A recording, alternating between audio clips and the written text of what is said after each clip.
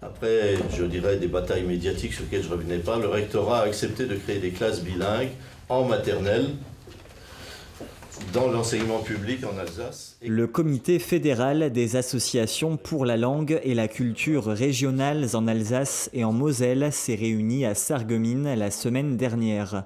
Les diverses associations composant ce comité souhaitent que les collectivités territoriales de la Lorraine mettent en place un enseignement bilingue à parité horaire à l'école primaire.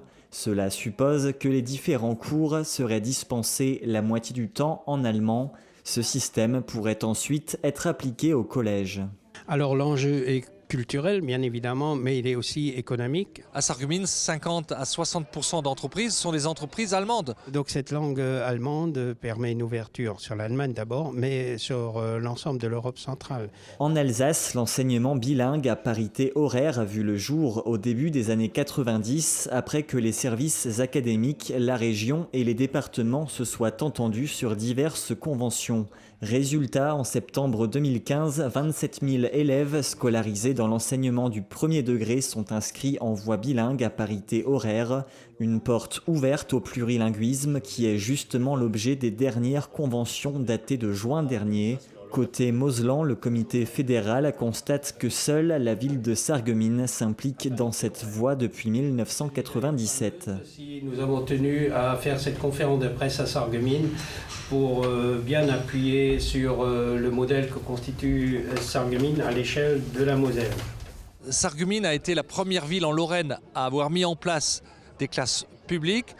Eh bien, si vous prenez aujourd'hui le résultat des enfants qui sortent du CM2 des classes bilingues de Sarreguemines, vous ne savez pas si ce sont des petits Allemands ou des petits Français. Le député maire de Sarreguemines soutient vivement le comité fédéral dans son action. Cette action est plus que jamais décisive. À quelques mois de la fusion des régions, les militants estiment qu'il leur reste peu de temps pour faire entendre leurs revendications aux collectivités territoriales et conçoivent les élections régionales comme une opportunité. Parce qu'une fois qu'on aura, je dirais, une grande région où les Alsaciens, les Mosellans seront minoritaires, ce sera très difficile. Ça ne peut être fait que maintenant. Il est logique qu'ils profitent de cette opportunité électorale pour dire aux élus, nous vous attendons, prenez des engagements, mais non seulement prenez les engagements, mais mettez-les en pratique par la suite. Qu'ils donnent à la Lorraine qu'ils représentent et à la Moselle qu'ils représentent les moyens de leur développement.